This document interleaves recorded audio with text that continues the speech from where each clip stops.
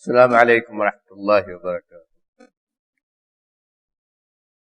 إن الحمد لله نحمده ونستعينه ونستغفره ونعوذ بالله من شرور أنفسنا وسيئات أعمالنا. من يهده الله فلا مضل له ومن يضلله فلا هادي له. وأشهد أن لا إله إلا الله وحده لا شريك له وأشهد أن محمدا عبده ورسوله أرسله بالحق بشيرا ونذيرا بين يدي الساعة. من يطع الله ورسوله فقد رشد ومن يعصيهما فإنه لا يضر إلا نفسه ولا يضر الله شيئا.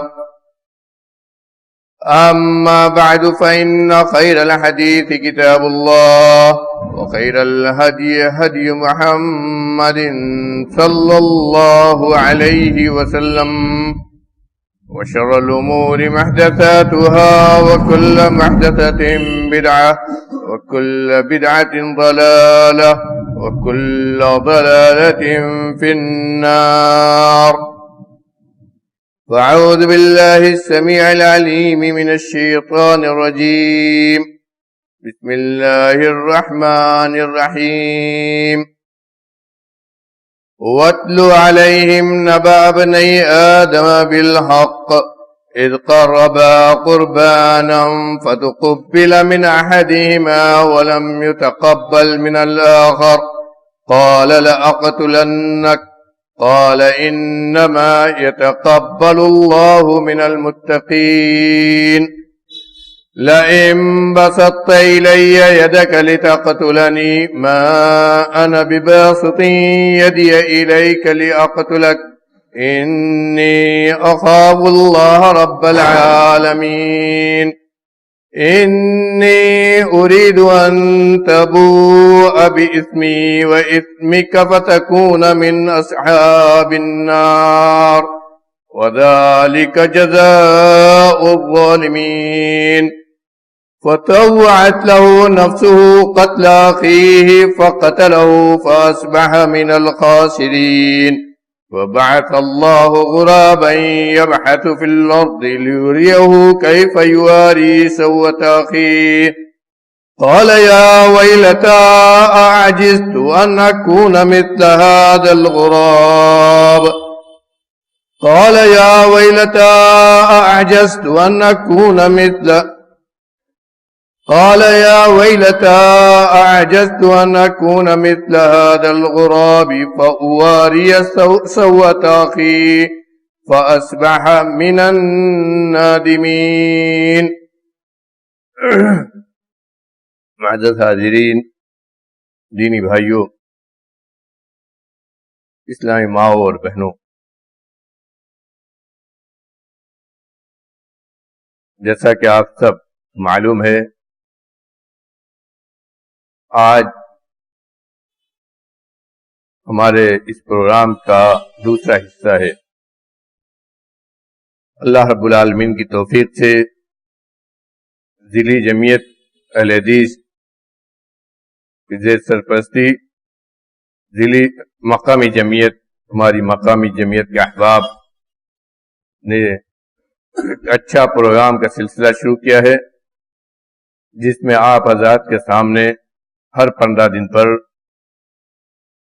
انبیاء علیہ السلام جو اس سرزمین کے سب سے نیک، سب سے متقی و پرہیزگار اور اپنے ایمان و تقوی میں سب سے بلند شخصیات ہستیاں گزری، ان کے واقعات، ان کی سیرت، ان کی خوبیاں بیان کی جائیں گی۔ اللہ رب العالمین نے قرآن مجید کے اندر جو کچھ ذکر کیا ہے، ان کی زندگیوں میں سے وہ باتیں ہیں جو ہمارے لیے عبرت کی۔ اسی لیے اللہ رب العالمین نے ان انبیاء کا، جو انبیاء دنیا میں آئے، ان میں سے کچھ چنے ہوئے نبیوں کا کچھ تھوڑی تفصیل سے ذکر کیا ہے، اور وہ تفصیل بھی اس طرح بہت مفصل نہیں ہے، جس طرح ہم خود اپنے پیارے نبی جناب احمد مجتبیٰ محمد مصطفیٰ صلی اللہ علیہ وسلم کی سیرت کو تفصیل کے ساتھ پڑھتے ہیں اور سنتے ہیں۔ ان کی زندگیوں کے واقعات میں صرف وہ باتیں اللہ تعالیٰ نے بیان کی ہیں جن میں ہمارے لیے بہت ساری عبرتیں ہیں، اور انہی عبرتوں اور نصیحتوں کی خاطر یہ واقعات اللہ رب العالمین نے، ان انبیاء کے واقعات کو اللہ رب العالمین نے قرآن میں ذکر کیا ہے۔ حتیٰ کہ اور اتنی جگہ ہے کہ مفسرین کہتے ہیں کہ قرآن کا 1/3 حصہ انہی انبیاء علیہ السلام کے واقعات پر ہے۔ 1/3 حصے میں ان انبیاء علیہ السلام کی زندگی کی واقعات۔ سب سے پہلے ہم نے شروع کیا تھا آدم علیہ السلام سے، کیونکہ وہ ہمارے جد امجد پہلے انسان جن کو اللہ رب العالمین نے اس زمین پر اتارا اور جن کو نبی بھی بنایا۔ پچھلے درس میں، پچھلے پروگرام میں، پچھلی نشست میں ہم نے آدم علیہ السلام کی زندگی کا وہ حصہ تفصیل سے ذکر کیا تھا جو اس دنیا میں آنے سے پہلے کا، ان کی پیدائش اور جب تک وہ جنت میں رہے اور جنت سے جب اتارے گئے تو اس کا تھوڑا سا اشارہ ہم نے کیا تھا۔ آج انشاءاللہ زندگی کی کچھ ایسے واقعات ہم بیان کریں گے جو انہوں نے اس زمین پر گزارا، جو زندگی ان کی زمین پر گزری، اس میں سے کچھ چند واقعات اللہ رب العالمین نے قرآن میں ذکر کیا ہے۔ بہت ساری چیزیں ان کی تورات میں بھی مذکور ہیں، اور مورخین نے کچھ صحابہ کرام سے چیزیں نقل کی ہیں۔ تورات میں جو چیزیں ہیں ان کے بارے میں ہمیں یہ معلوم ہونا چاہیے کہ جو اسرائیلی روایات ہیں یا جو تورات میں جو باتیں ہیں، ان کے بارے میں نبی کریم صلی اللہ علیہ وسلم کی صحیح حدیث سے آپ نے فرمایا ہے کہ اہل کتاب کی جو باتیں تم سنتے ہو، وہ باتیں جو ہمارے مذہب سے نہیں ٹکراتی، جن کا ہمارے مذہب میں، ہماری قرآن میں یا ہماری اسلامی جو تعلیمات ہیں ان میں کوئی تضاد نہیں ہے، کوئی ٹکراؤ نہیں ہے، تو وہ قبول کی جا سکتی ہیں۔ لیکن ان کی باتوں کو نہ تو جو ٹکراتی ہیں جو باتیں وہ تو رد کر دی جائیں گی ایک دم صاف۔ جو باتیں اسرائیلی روایات میں ایسی ہیں جو ہماری اسلامی تعلیمات سے یا ہماری جو ہمیں قرآن میں بتلایا گیا اس سے ٹکراتی ہیں تو وہ رد کر دی جائیں گی، قبول نہیں کی جائیں گی۔ لیکن جو نہیں ٹکراتی ہیں ان کے سلسلے میں کہا ہے کہ نہ تو ان کی تصدیق کرو، نہ ان کو جھٹلاؤ، نہ تو ان کا کھلے طور پر انکار کرو کہ صحیح نہیں ہے، اور نہ ہی ان کے کھلے طور پر تصدیق کرو، بس ایسی مان لو۔ اسی لیے مورخین نے بھی، جو مورخین معتمد بنیادوں پر جنہوں نے اپنی کتابیں لکھی ہیں، انہوں نے بھی صرف نقل کر کے چھوڑ دیا اور اعتماد کیا ہے زیادہ تر، جیسے حافظ ابن کثیر رحمۃ اللہ علیہ ہیں، اس طرح کے جو مورخین ہیں جو صحیح حدیث سے، حافظ ابن ابی حاتم ہیں، اس طرح کے جو محدثین ہیں، اور انہوں نے تاریخ کی چیزوں کو بھی نقل کیا ہے، تو انہوں نے کوشش کی ہے کہ جو صحیح حدیث سے باتیں ہیں یا قرآن سے باتیں ہیں ان کو نقل کیا جائے،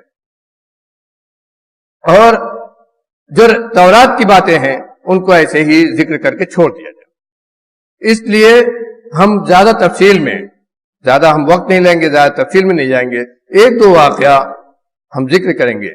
پچھلے درس میں میرے بھائیوں میں نے بتلایا تھا کہ آدم علیہ السلام کو اللہ رب العالمین نے جب جنت سے اتارا، جنت میں اللہ رب العالمین نے ان کو بسایا، ان کو اور ان کی بیوی کو دونوں کو یہ حکم دیا گیا کہ آپ دونوں جنت رہیے، جہاں سے ہو سکے کھائیے، جو بھی آپ کو اچھا لگے تو کھائیے اور رہیے، بسیے۔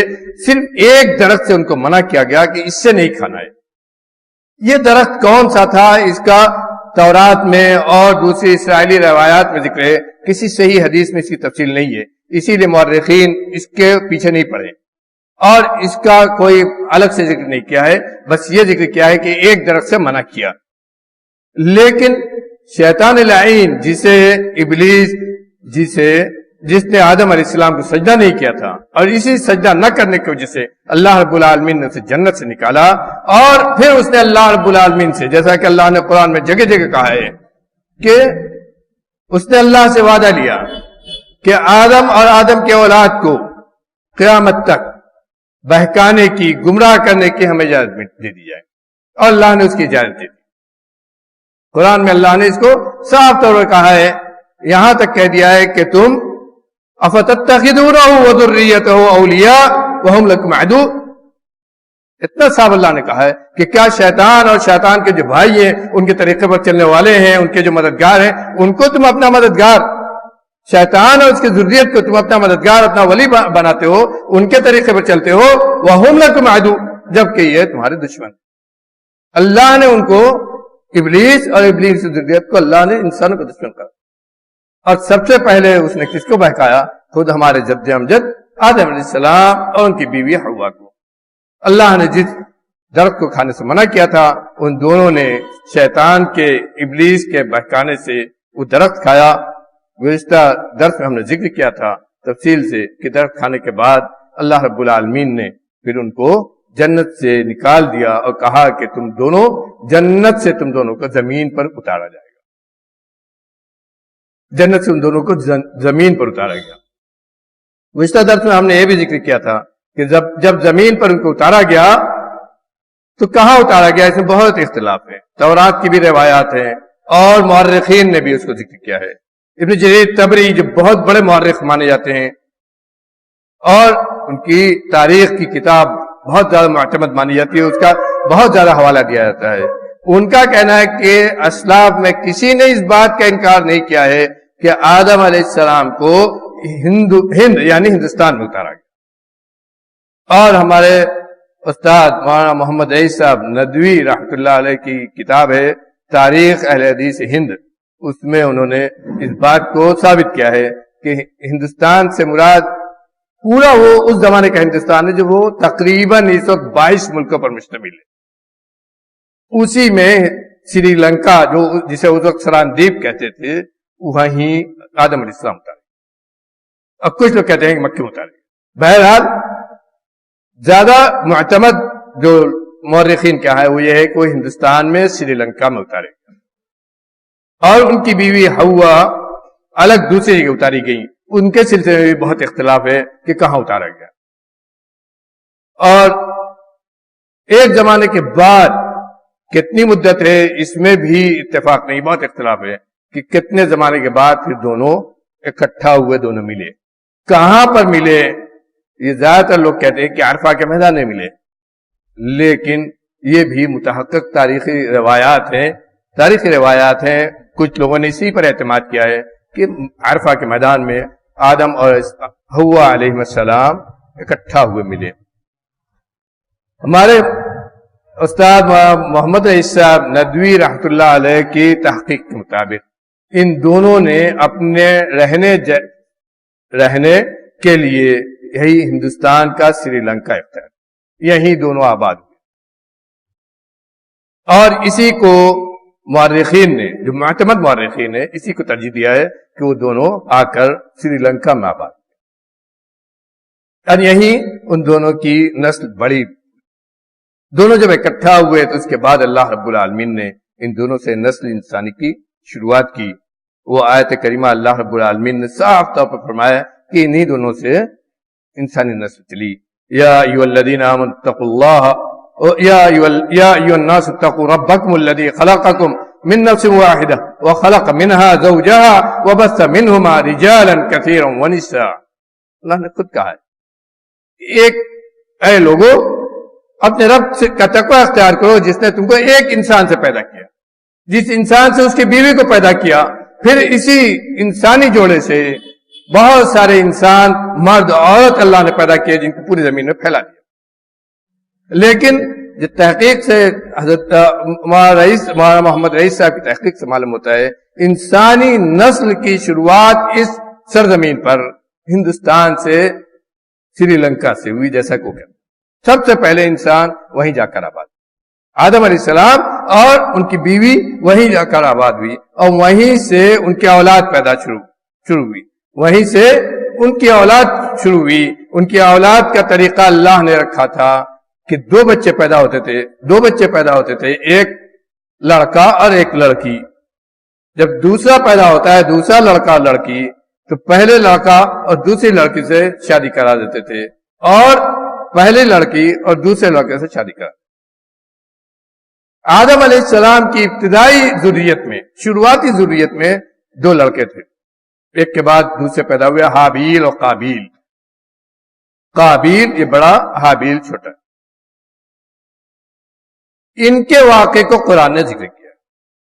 قرآن نے آدم علیہ السلام کی زندگی کے جو واقعے کو ذکر کیا ہے، ان کے واقعے کو اس سرزمین پر صرف یہی واقعہ ہے آدم علیہ السلام کا جس کو اللہ نے قرآن میں ذکر کیا اور تفصیل سے ذکر کیا. جو آیات میں نے پڑھی ہیں ان میں اللہ نے اس واقعے کو ذکر کیا. اس کی بہت سی چیزیں ایسی ہیں جو تورات کے اندر، اس واقعے کی بہت ساری باتیں ایسی جو تورات کے اندر ہیں جن کو علماء نے لیا نہیں ہے، لیکن اور بھی بہت ساری چیزیں ہیں جن سے آج ہمیں بہت ساری عبرت ملتی ہے. اللہ رب العالمین فرماتے ہیں وَاتْلُ عَلَيْهِمْ نَبَأَ ابْنَيْ آدَمَ بِالْحَقِّ إِذْ قَرَّبَا قُرْبَانًا فَتُقُبِّلَ مِنْ أَحَدِهِمَا وَلَمْ يُتَقَبَّلْ مِنَ الْآخَرِ قَالَ لَأَقْتُلَنَّكَ قَالَ إِنَّمَا يَتَقَبَّلُ اللَّهُ مِنَ الْمُتَّقِينَ. اور اے نبی صلی اللہ علیہ وسلم اپنے قوم کے سامنے آدم کی اولاد کے واقعے کو بیان کرو. اللہ نے حکم دیا اپنے نبی کو کہ بہت سارے واقعات پچھلی قوموں کے بیان کرتے ہو تو ان میں آدم کے 2 لڑکوں کے واقعے کو بیان کرو بالحق، جو برحق ہے. جو واقعہ برحق ہے یعنی اللہ کی طرف سے ہے کہ یہ جو بیان کیا گیا ہے یہ صحیح واقعہ ہے. کیا ہے؟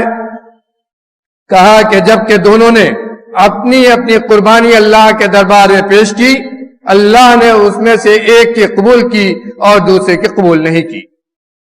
قال لا قتلنک، تو جس کی قبول نہیں ہوئی اس نے اپنے بھائی سے کہا جس کی قبول ہوئی تھی کہ میں تم کو ضرور قتل کر دوں گا. تو دوسرے نے کہا جس کی قربانی قبول ہوئی تھی انما يتقبل اللہ من المتقین، کہ اللہ رب العالمین متقیوں سے نیکی کو، قربانی کو، نیک عمل کو اللہ رب العالمین متقیوں سے قبول کرتا ہے. غور کرو، یہ ابتدائی انسان جب ہیں آدم علیہ السلام کی اولاد اس وقت کی باتیں ہیں.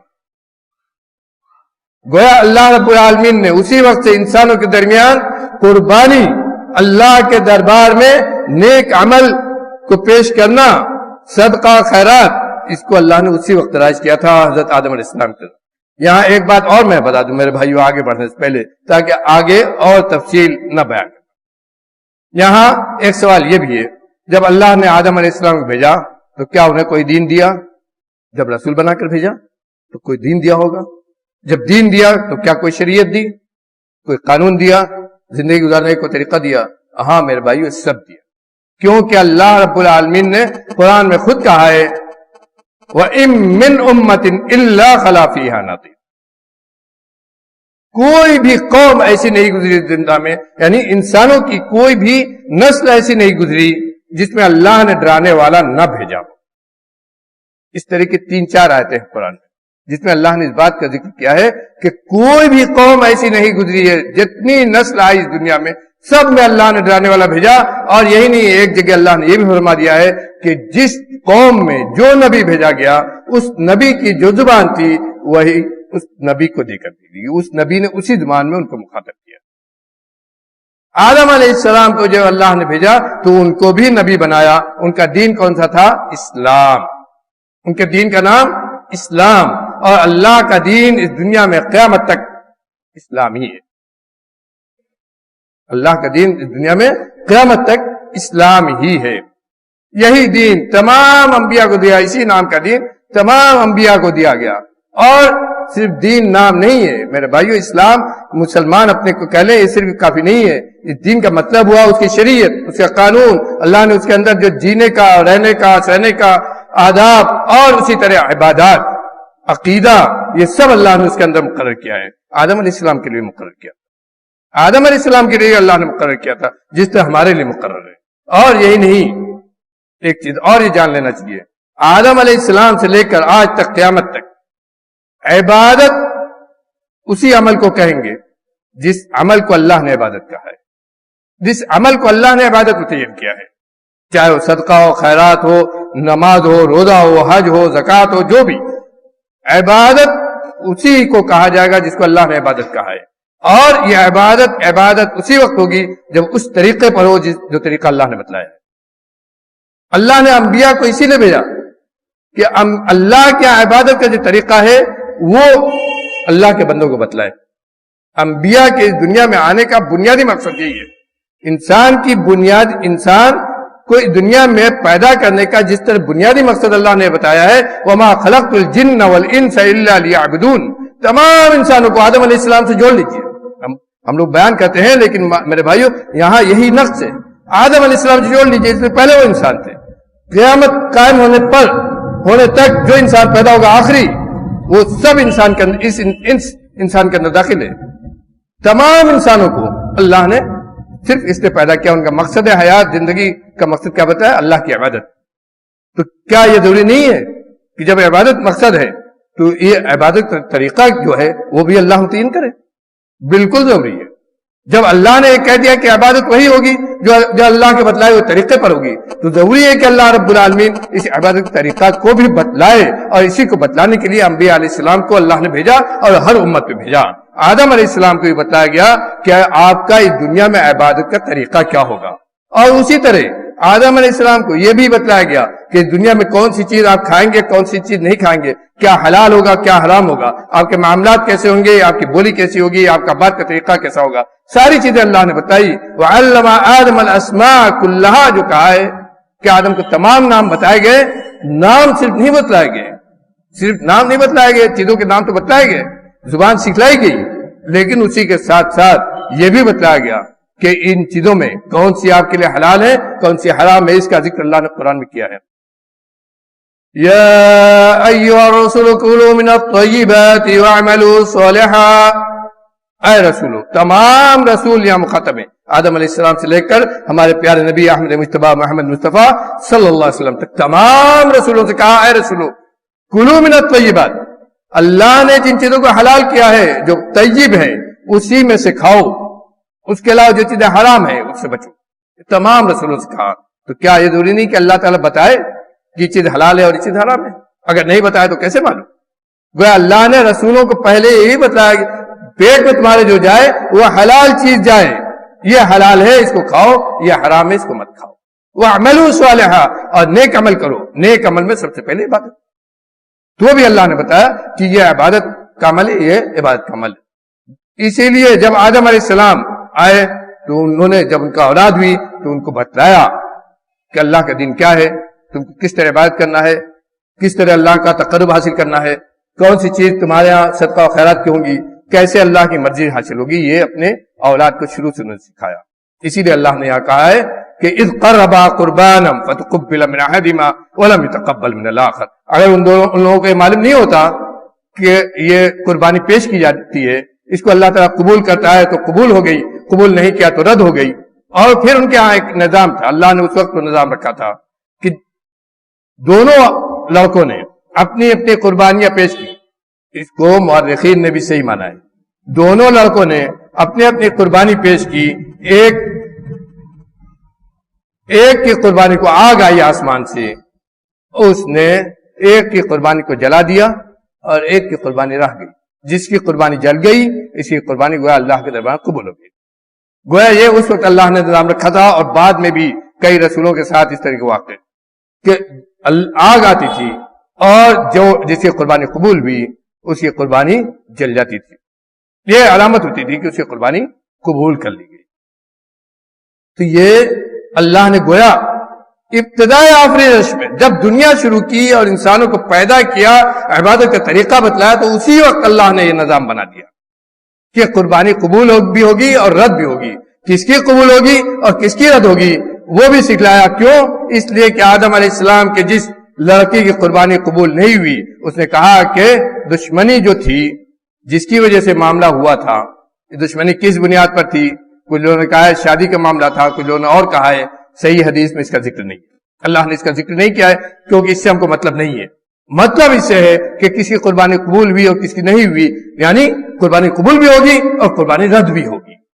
اللہ کے شروع سے یہ نظام ہے کہ اگر نیک آدمی ہوگا نیکی کے ساتھ قربانی پیش کرے گا اور خلوص ہوگا اس میں تو اللہ کے قبول ہوگی. اگر نیک آدمی نہیں ہوگا, نیکی کے ساتھ قبول پیش نہیں کرے گا, خلوص اس کے اندر نہیں ہوگا, ریاکاری ہوگی تو رد کر دی جائے گی. یہ اللہ نے شروع سے یہ نظام بنایا تھا, اور اسی لیے دونوں میں سے ایک کی رد ہوئی اور ایک کی قبول ہوئی. اور جس کی رد ہوئی تو اتنا غصہ ہوا اپنے بات پر کہ اس نے کہا لا اقتلنک, تم کو اب میں قتل کر دوں گا.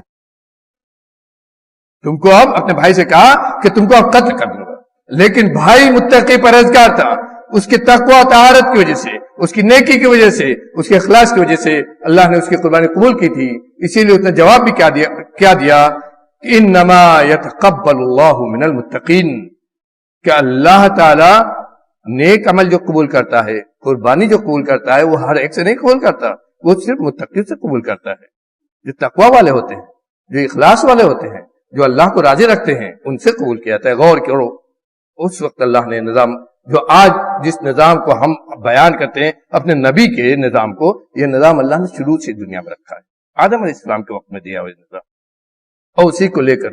اور اسی لیے غور کرو اس حدیث پر, نبی کریم صلی اللہ علیہ وسلم کا حدیث ما الانبیاء اخوۃ من علات امہاتہم شتیٰ ودینہم واحد, یعنی انبیاء علاتی بھائی ہیں, ان کی ماں مختلف ہے. علاتی بھائی کہتے ہیں جن کا باپ ایک ہو اور ماں الگ الگ ہو. تو کہا کہ ہم انبیاء علاتی بھائی, کہا کیسے؟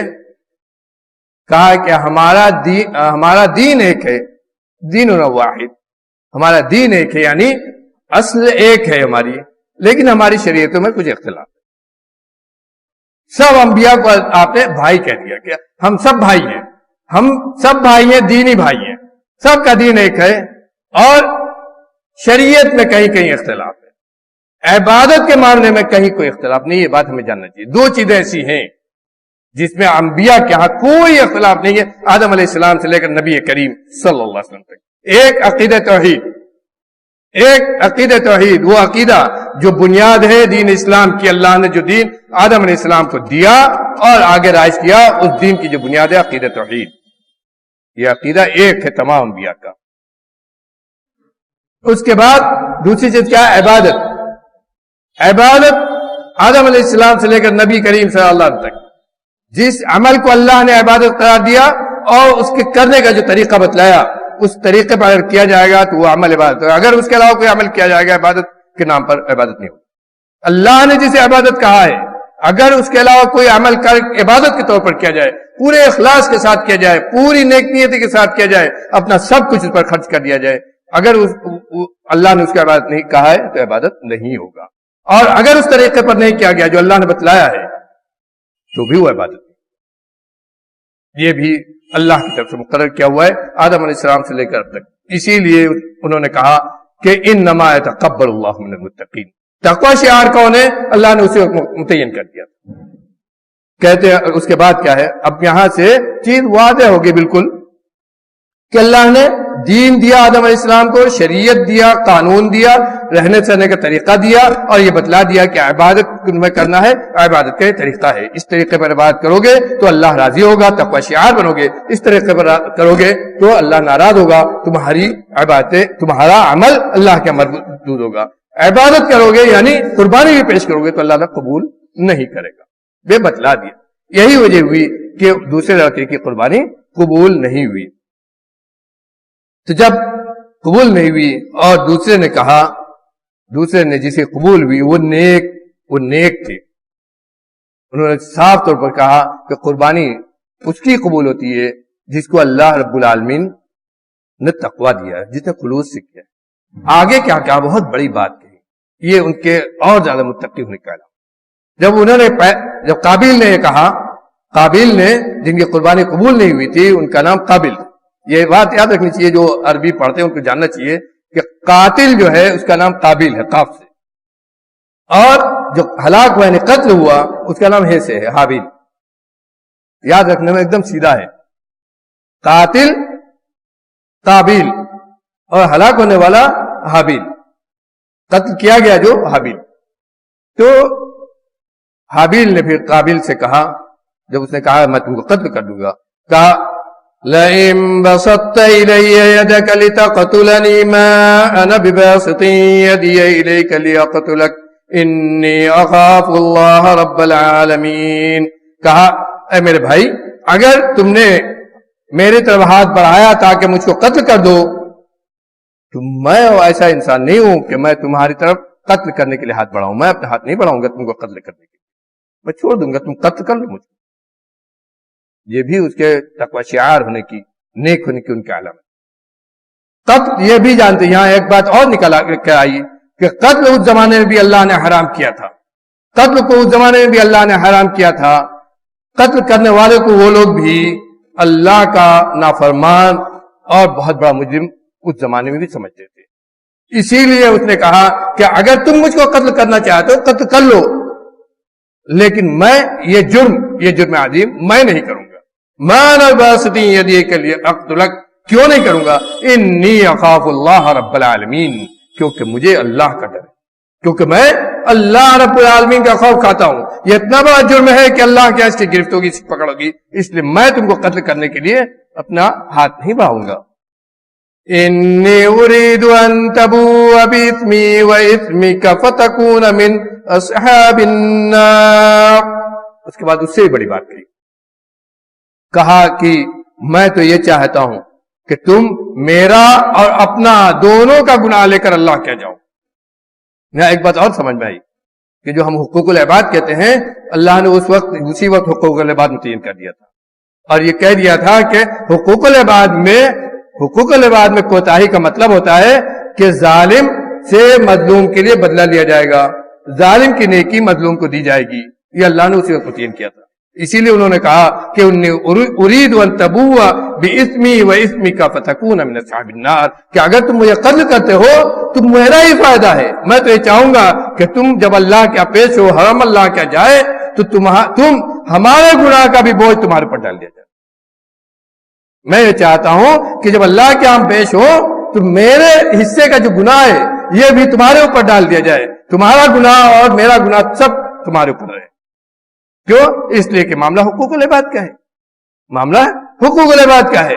تو ظالم جو ہوگا وہ مظلوم کے گناہ کو بھی اٹھائے گا.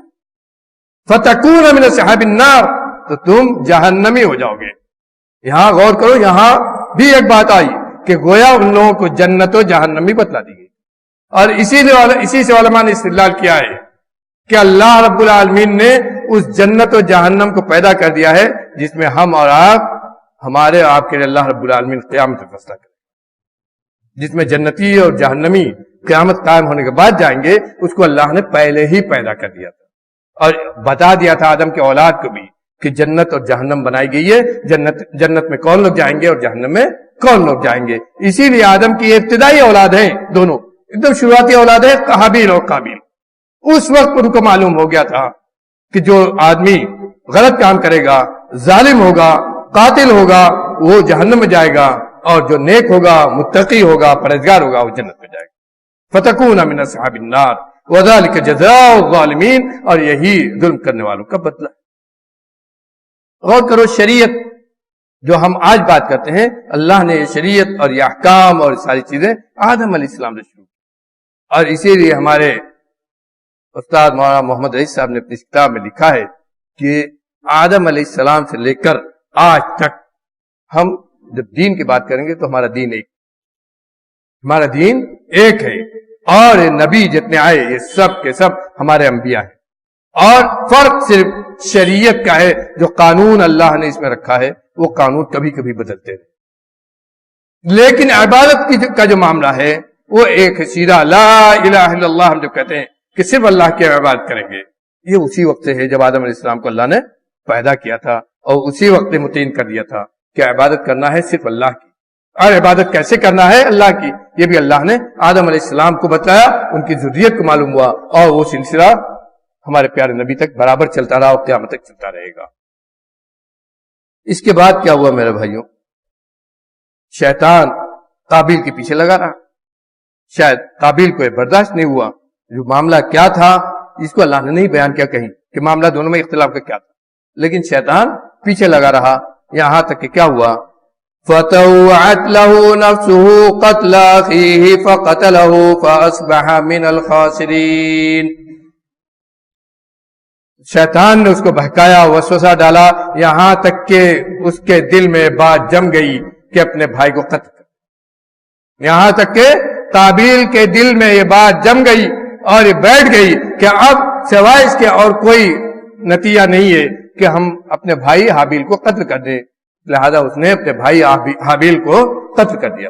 فقتلہ، تو اس نے اپنے بھائی کو قتل کر دیا. فاصبح من الخاسرین. اور اللہ نے کیا فرمایا قتل کرنے کا نتیجہ؟ فاصبح من الخاسرین، اور وہ نقصان اٹھانے والوں میں سے ہو گیا. کیوں؟ اس زمانے کے واقعے کو اللہ نے اس زمانے کیوں ذکر کیا ہے؟ اس میں عبرت ہمارے لیے کیا ہے؟ قاتل کی حیثیت اللہ کیا اسی زمانے سے کیا ہے؟ نقصان اٹھانے والوں میں سے. ظالم کی حیثیت اللہ کیا اسی زمانے سے کیا ہے؟ نقصان اٹھانے والوں میں سے. ظالم اور قاتل کی حیثیت اللہ کیا اسی زمانے سے ہے. اللہ کا عذاب جن کے اوپر آئے گا انہی میں سے ہوگی. اسی زمانے سے اللہ نے یہ دستور متعین کیا ہے. اس کی شریعت میں اسی وقت سے چیز رائج اور چلی آ رہی ہے. اس صرف آج ہماری شریعت نہیں، خاص اس چیز کی طرف اللہ نے اس واقعی چیز اللہ نے دیکھی. اور آگے بھی اللہ نے بتلایا ہے ایک دوسری سنت جو اللہ نے انسانوں کے لیے رائج کی. کیا ہوا؟ قتل کر دیا. اب لاش کو، اپنے بھائی کی لاش کو کہاں لے جائیں؟ لاش کو کیا کرے؟ ابھی پیچھے سے کوئی ایسا تو ہے نہیں، نہ شریعت میں ان کو بتلایا گیا. یہاں ایک چیز اور نکلتی ہے کہ یہ چیز ان کی شریعت میں نہیں بتلائی گئی کہ اگر کوئی آدمی مرے تو اس کا کیا ہو، اس کو دفن کریں، جلا دیں، پھینک دیں، چڑیا کو دے دیں. یہ چیز اس زمانے تک بتلائی نہیں گئی تھی. اسی لیے کیا ہوا؟ آگے اللہ کیا فرماتا ہے؟ فبعث اللہ غرابا یبحث فی الارض لیریہ کیف یواری سوءۃ اخیہ قال یا ویلتى عجزت ان اکون مثل هذا الغراب فاواری سوءۃ اخی فاصبح من النادمین. چونکہ پہلے سے بیک گراؤنڈ نہیں تھا کہ آدمی جب مرے تو ہم اس کو کیا کریں، اس لیے جب قتل تو کر دیا، اب اس لاش کو کہاں لے جائے؟ پریشان تھا کہ کیا کرے. اللہ نے دکھایا اس کو کہ کیا کر سکتے ہو. اللہ رب العالمین فرمایا کہ اللہ نے ایک کوا کو بھیجا جو زمین کھود رہا تھا اور اس کے بغل میں مرا ہوا ایک کوا رکھا ہوا تھا. تاکہ کیوں کھود رہا تھا زمین؟ تاکہ اس مرے ہوئے کوے کی لاش کو اس کے اندر دفن کر. اللہ نے دکھایا، کہا اللہ نے فبعث اللہ نے بھیجا ایک کوے کو یبحث فی الارض لیریہ کیف یواری سوءۃ اخیہ، جو زمین کھود رہا تھا تاکہ اس کو قابیل کو دکھائے کہ اپنے بھائی کی لاش کو وہ کیسے دفن کرے، کیسے غائب کرے، کیسے چھپائے، کیسے اپنے بھائی کی لاش کو چھپائے. کیونکہ اس کے پیچھے بیک گراؤنڈ نہیں تھا تو اللہ نے دکھایا اس کو کہ اس کو اب اس کی لاش کو دفن کرنے کا، چھپانے کا راستہ کیا ہوگا. تو ایک کوا بھیجا جو ایک مرے ہوئے کوے کو اپنے بغل میں رکھ کر زمین کھود رہا تھا، اور زمین کھود کر اس نے اس کوے کی لاش کو اس کے اندر دفن کر. اس کو دیکھا جب اس نے تو کیا کہا؟ آدمی گناہ کرنے کو کر لیتا ہے لیکن جب پھنستا ہے تو اس کی حالت کیا ہوتی ہے؟ اس آیت میں اللہ نے اس کی طرف اشارہ کر دیا. قال یا ویلتى اعجزت ان اکون مثل هذا الغراب. کیا ہائے بربادی، بھائی کو تو قتل کر دیا، اس کی لاش کو کیا کریں؟ میں اتنا عاجز کہ میں اس کوے سے بھی کیا گزرا ہو گیا، اتنا عاجز میں، اتنا کیا گزرا میں کہ اس کوے سے بھی پیچھے چلا گیا کہ اپنے بھائی کی لاش کو چھپا سکتا. اس کو تو معلوم ہے، کوے کو لایا، اس کو تو معلوم ہے کہ اس کی لاش کو کیسے چھپائے، اور اس نے چھپا دیا، دفن کر دیا. اور میں کوے سے بھی کیا گزرا کہ مجھے معلوم ہی نہیں کہ بھائی کو تو قتل کر دیا ہے، اب اس کی لاش کہاں چھپائے.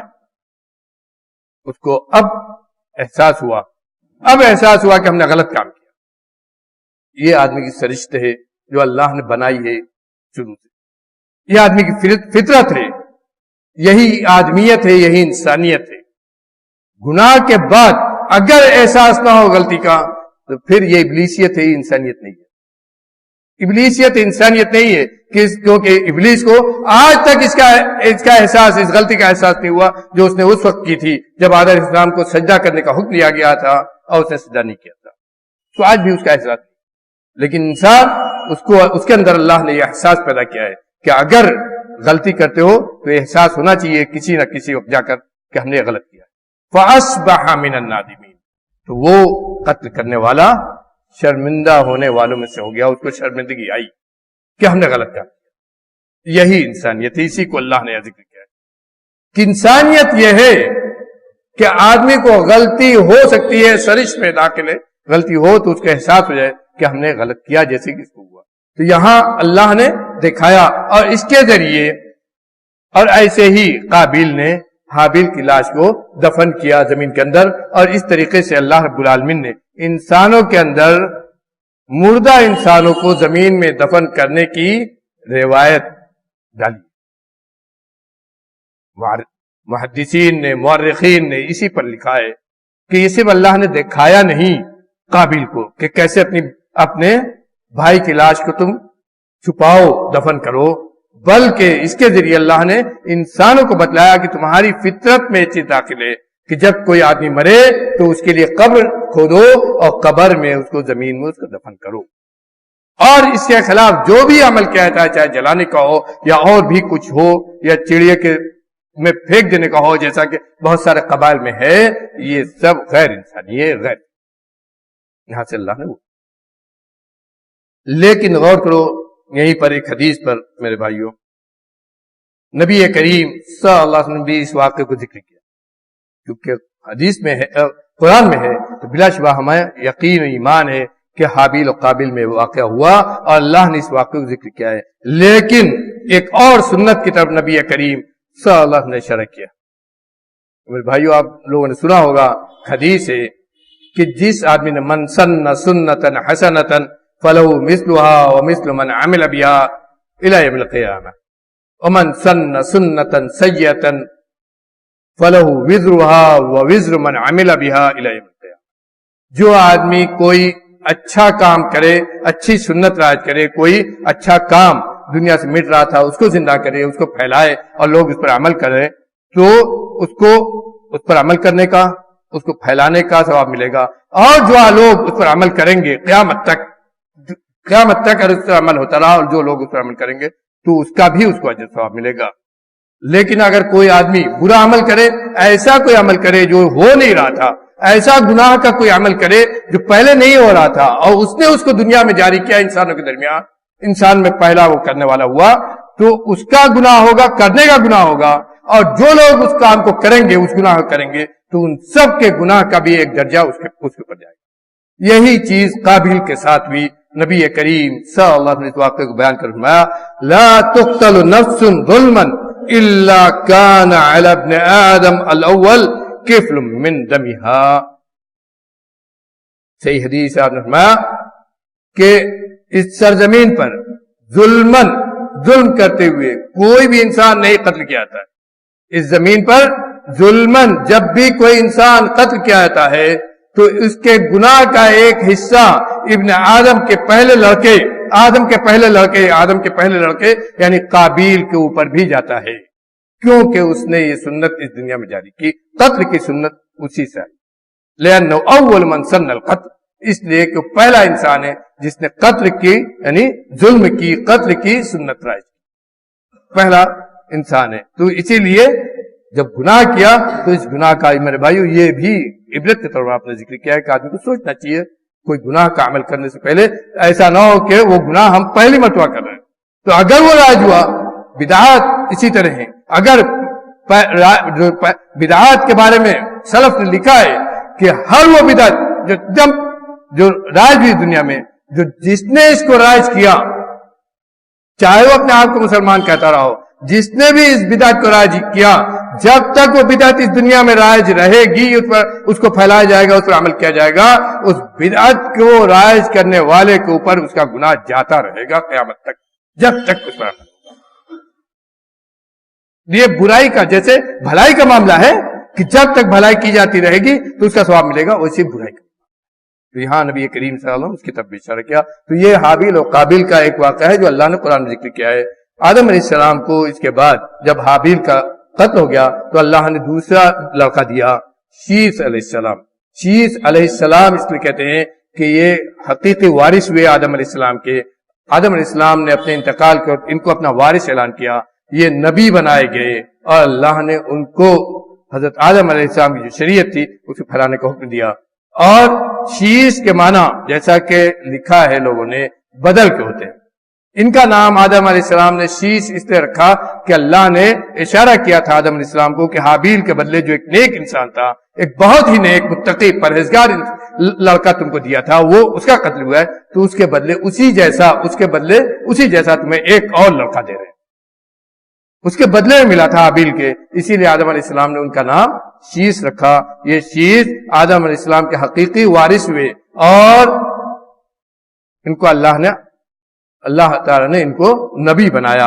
اور مورخین نے لکھا ہے کہ طوفان نوح میں آدم علیہ السلام کی جو اولاد قابیل سے جو اولاد ہوئی تھی، قابیل سے بعد میں شیث علیہ السلام سے اولاد ہوئی، اور کچھ لوگ کہتے ہیں کہ قابیل لاولد مرا، اور تورات یہ کہتی ہے کہ قابیل کے وہ بھی اولاد ہوئی۔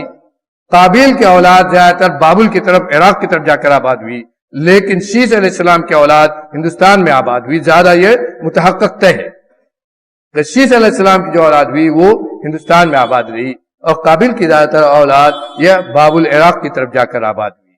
اور جب نوح علیہ السلام کا طوفان آیا تو اس میں قابیل کی پوری تمام اولاد ہلاک ہوئی، حتیٰ کہ نوح علیہ السلام کا کہ جس لڑکے کے بارے میں قرآن میں آتا ہے کہ وہ طوفان نوح میں ڈوبا، اور اسی طرح ان کی بیوی جو ان کے پر ایمان نہیں لائی تھی، یہ بھی قابیل ہی کی نسل تھی، یہ بھی قابیل ہی کی نسل تھی۔ شیث علیہ السلام سے جو اولاد ہوئی، انہی کی اولاد سے بعد میں انبیاء علیہ السلام بھی۔ اور کرو نیک اولاد کے لیے جو دعا کرنے کا اللہ نے حکم دیا ہے اور سکھایا ہے، ربنا هب لنا من ازواجنا وذرياتنا قرۃ اعین واجعلنا للمتقین اماما۔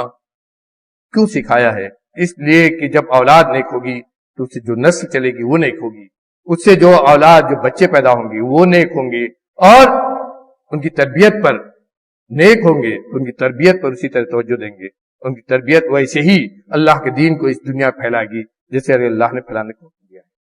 شیث علیہ السلام نیک تھے، حابیل کے بعد شیث علیہ السلام نیک تھے، نبی تھے، تو ان سے جو نسل اللہ نے پھر آگے چلائی یہ سب نیک ہوئی، انہی میں سے وہ انبیاء ہوئے جن کا اللہ نے آگے ذکر کیا ہے۔ مورخین نے ذکر کیا ہے کہ آدم علیہ السلام کو 20 ولادتیں ہوئی، ہر ولادت پر 2 بچے ہوتے تھے، اس طرح 40 بچے ان کے ہوئے، 40 بچے ہوئے۔ ان میں سے کس کی نسل چلی اور کس کی نسل نہیں چلی اس کا ذکر کہیں مورخین نے بھی نہیں ذکر کیا ہے، صرف شیث علیہ السلام کا ذکر مورخین کا ملتا ہے کہ ان کی نسل چلی اور آگے تک چلی۔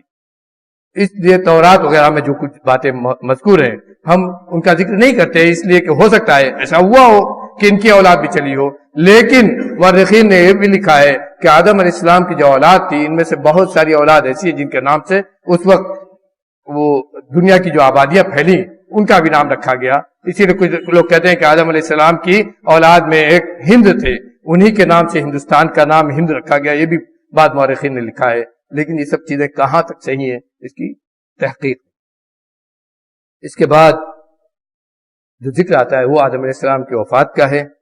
آدم علیہ السلام کو اللہ نے جب پیدا کیا تھا، پچھلے اس میں میں نے وہ حدیث ذکر کی پچھلے درس میں میں نے وہ حدیث ذکر کی تھی آدم علیہ السلام کے اولاد کی پیدائش کی۔ اسی پیدائش میں کے وقت آدم علیہ السلام کو بتلا دیا گیا تھا کہ ان کی عمر 1000 سال، اور اسی حدیث میں ہے اسی وقت جب ان کو دکھایا گیا تھا کہ آپ کی یہ ساری اولاد ہے، تو اسی وقت آدم علیہ السلام نے اپنی عمر کا 40 حصہ حضرت داؤد علیہ السلام کو دیا تھا۔ اللہ نے جب بتایا آدم علیہ السلام کو کہ یہ داؤد ہیں اور ان کی عمر 60 سال ہے، تو آدم علیہ السلام نے کہا کہ ان کی عمر 100 سال کر دو، تو اللہ نے کہا کہ نہیں، لکھ دیا گیا ہے سب۔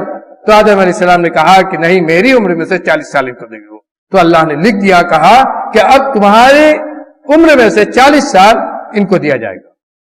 لیکن اسی حدیث میں ہے جو میں نے پچھلے درس میں مکمل نہیں ذکر کی تھی، اسی حدیث میں آگے ہے کہ جب آدم علیہ السلام کے انتقال کا وقت آیا، فرشتے آئے روح قبض کرنے کے لیے، تو آدم علیہ السلام نے کہا کہ میری 40 سال ابھی باقی ہے۔ آدم علیہ السلام نے کیا کہا کہ میرا ابھی 40 سال باقی ہے، 960 سال ہوا ہے۔ تو فرشتوں نے کہا کہ نہیں، آپ نے 40 سال اپنے ایک لڑکے داؤد کو دے دیا ہے، ان کی 60 سال تھی، آپ نے 40 سال اللہ سے وعدہ کیا ہے، 40 سال ان کو دے دیا ہے۔ تو آدم علیہ السلام نے کہا نا، یہ بات ایسی نہیں ہوئی ہے۔ تو صحیح حدیث ہے مسند احمد کی، اس میں ہے کہ اللہ تعالیٰ نے فرشتوں کو آدم علیہ السلام کے سامنے پیش کیا کہ یہ گواہ ہیں، آپ نے 40 سال اپنی عمر کا ان کو دیا ہے۔ اسی پر حدیث میں آگے لفظ ہے فنسی آدم فنسیت ذریتہ، آدم بھول گئے اور ان کی ذریت میں بھی بھولنا راج ہو گیا۔ میرے بھائیو، یہ آدم علیہ السلام کی کمی نہیں ہے، یہ انسانی فطرت کی کمی۔ اس کو اگر کوئی آدمی آدم علیہ السلام کی توہین یا ان کی بے عزتی کی طرف لے جاتا ہے تو سلف کے عقیدے کے خلاف۔ اللہ نے آدم علیہ السلام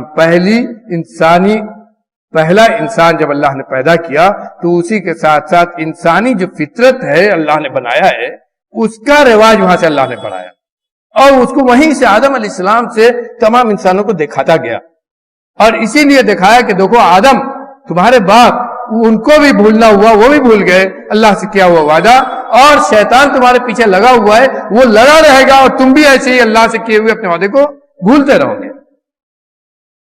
یہ تمہاری فطرت میں داخل ہو گیا، یہ تمہاری فطرت میں داخل ہو گیا بھولنا۔ لیکن اللہ نے اپنا راستہ بھی رکھا ہے کہ اگر تم شرمندہ ہوگے تو اللہ تعالیٰ تم کو معاف بھی کرے گا۔ اس فطرت کے خلاف اگر گئے تو اس کے لیے لوٹنے کا بھی راستہ ہے کہ اللہ کے دربار کی طرف لوٹو، اللہ رب العالمین معاف کر دے گا، پھر تم اپنے راستے پر چلنے لگو۔ فنسی آدم فنسیت ذریتہ، آپ نے کہا آدم بھول گئے، اور تو اس کے بعد اللہ نے ان کے اوپر یہ حجت قائم کر دی، اور اس کے بعد آدم علیہ السلام کا انتقال ہوا۔ تورات میں آتا ہے کہ آدم علیہ السلام کی اس دنیا میں پوری زندگی 930 سال، لیکن جو حدیث ہم نے ذکر کی ہے اس میں ہے کہ 1000 سال ہے، اور جس میں 40 سال انہوں نے داؤد علیہ السلام کو دیا تھا۔ بعض روایات سے معلوم ہوتا ہے کہ پھر ان کی 1000 سال اللہ نے پوری کر دی، اور اسی بنا پر علماء نے لکھا ہے کہ تورات میں جو 930 سال ہے اور حدیث میں جو 1000 سال ہے، اس کے درمیان جمع کی صورت یہ کہی جا سکتی ہے کہ 70 سال انہوں نے جنت میں گزارا، یعنی آسمان پر گزارا، اور 930 سال انہوں نے زمین پر گزارا۔ یہاں ایک بات یہ بھی بتا دوں کہ آدم علیہ السلام کی پیدائش اللہ نے جمعہ کے دن عصر کے بعد اور مغرب سے پہلے کی تھی۔ آخری دن جو اللہ کا نے اس نظام کو پیدا کیا 6 دنوں کے اندر، جیسا قرآن میں اللہ نے ذکر کیا ہے، اس میں بالکل آخری جو چیز اللہ نے پیدا کی وہ انسان، اس کو بالکل آخری وقت میں 6 دن کے بالکل آخری وقت میں عصر اور مغرب کے درمیان، اسی درمیان میں آدم علیہ السلام کو اللہ نے پیدا کیا۔ یہ بالکل صحیح حدیث ہے، بالکل صحیح حدیث ہے کہ اللہ نے آدم کو عصر اور مغرب کے درمیان آخری 6ویں دن پیدا کیا، اور اسی وقت میں آدم علیہ السلام کو زمین پر بھی اتارا گیا۔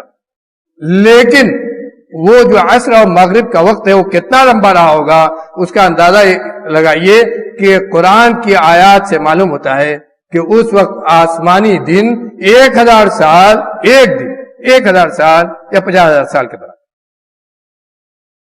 اس کو ہمارے محمد رئیس صاحب نے بھی لکھا ہے، اور اسی لیے لکھا ہے کہ آدم علیہ السلام کا جو وقفہ ہے وہاں جنت میں رہنے کا وہ کتنا ہوگا اس کا اندازہ نہیں لگایا جا سکتا، لمبا وقفہ ہے۔ اور تورات کی اس روایت کے مطابق وہ 70 سال بنتا ہے۔ بہرحال 1000 سال ان کی زندگی رہی، اور 1000 سال تک وہ اس دنیا میں رہے۔ اس کے بعد ان کے وارث کون ہوئے؟ حضرت شیس علیہ السلام، ان کی اولاد پھر اسی سے چلی، اور ان کی نسل اللہ نے پھر اسی سے بڑھائی۔ یہاں یہ بھی بتا دیں، بعض روایات سے بھی معلوم ہوتا ہے کہ آدم علیہ السلام نے حج بھی کیا، حج کے لیے وہ مکہ گئے، وہ بیت اللہ جس کا انہوں نے حج کیا، کچھ مورخین کہتے ہیں کہ فرشتوں کا بنایا ہوا تھا، اور کچھ لوگوں نے اس کا بھی ذکر کیا ہے کہ آدم علیہ السلام کے ساتھ اللہ رب العالمین نے حج اسود کو آدم علیہ السلام کے ساتھ اللہ رب العالمین نے بھیجا تھا۔ یہ پتھر بالکل سفید تھا، پتھر بالکل دودھ کی طرح سفید تھا، لیکن دھیرے دھیرے، اور یہ صحیح حدیث میں ہے کہ دھیرے دھیرے انسان کے گناہوں سے کالا ہوتا گیا، کالا ہوتا گیا، یہاں تک کہ بالکل کالا ہو گیا۔ اور کچھ روایات میں یہ بھی ہے کہ جب کچھ تاریخی روایات ہیں جو متحقق نہیں ہے، اس لیے معتمد ہم نہیں کہہ سکتے، لیکن مولانا رئیس صاحب نے ذکر کیا، اس لیے ذکر کرتا ہوں کہ ابراہیم علیہ السلام نے باقاعدہ جب بیت اللہ کی تعمیر کی اور حجر اسود اس میں لگایا، تو کچھ مورخین کا کہنا ہے کہ یہ حجر اسود بھی اس میں لگایا، یہ حجر اسود ان کے پاس آدم علیہ السلام نے چھوڑا تھا، ہندوستان میں تھا، لیکن یہ بات غیر متحقق ہے۔